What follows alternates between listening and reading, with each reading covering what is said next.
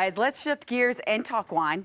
You know, the world of wine can be complicated, but it gets a lot less complicated if you just use your nose. Master sommelier Richard Betts is here to tell us about a scratch and sniffed guide to become a wine expert. I absolutely love this. I think a lot of folks like me know swirl, smell, sip. Just like that. Simple, easy, right? Totally. But there's a lot more to it.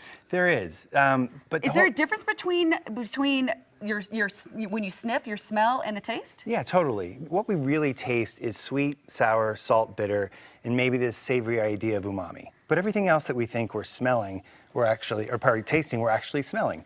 So you don't so much as taste the strawberry as you feel the acidity and you feel the sweetness, but everything else you're actually smelling. Okay, you break down this universe of wine into 4 categories. Exactly. Really, it's fruit, it's earth, although I didn't bring you any earthy wine today. That counts. It does count. And wood. So when you age wine in an oak barrel, it picks up flavors of vanilla, cinnamon, and toast.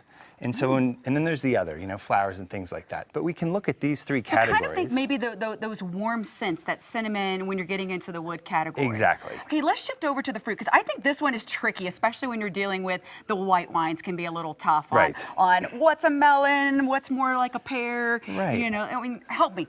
So what we want to do is just make it really broad and really easy. So the fruit's either subtle, like apples and pears. Okay, so and you even have that in here. I'm going to flip over to the fruit section. Exactly. You've got, did I go right past it? There we go. You've got like the pear here, and that's one of the scratch and sniffs. Exactly, and so that's subtle. So you smell these and tell me if you like them. Yes. Or, who doesn't like apple?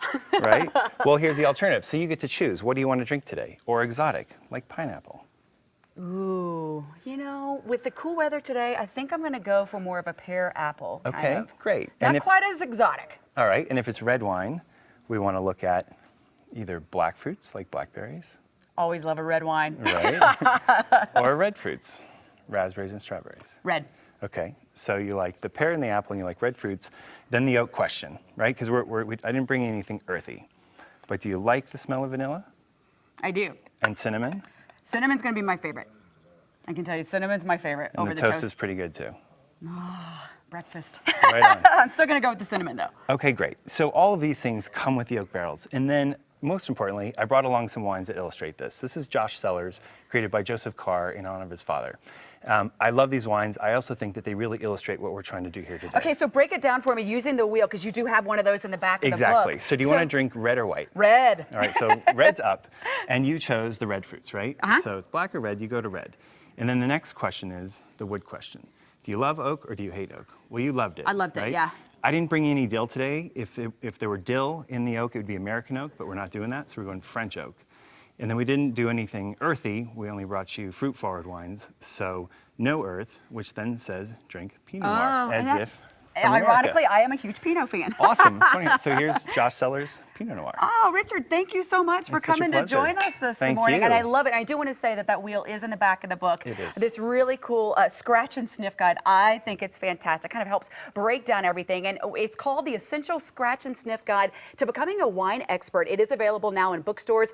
And if you would like a copy of the book, hey, we're giving it away on Twitter. Tweet us at Good Day Colorado. Use the hashtag Scratch and Sniff. And guys, I've been reading this book. I was reading it yesterday and just fell in love with it. And you know what? The chart in the back, that's going to be making some outings with me on my mini adventures. I noticed his name is crooked on the front. I wonder if that's because 3 glasses in, things get interesting. Thanks, guys.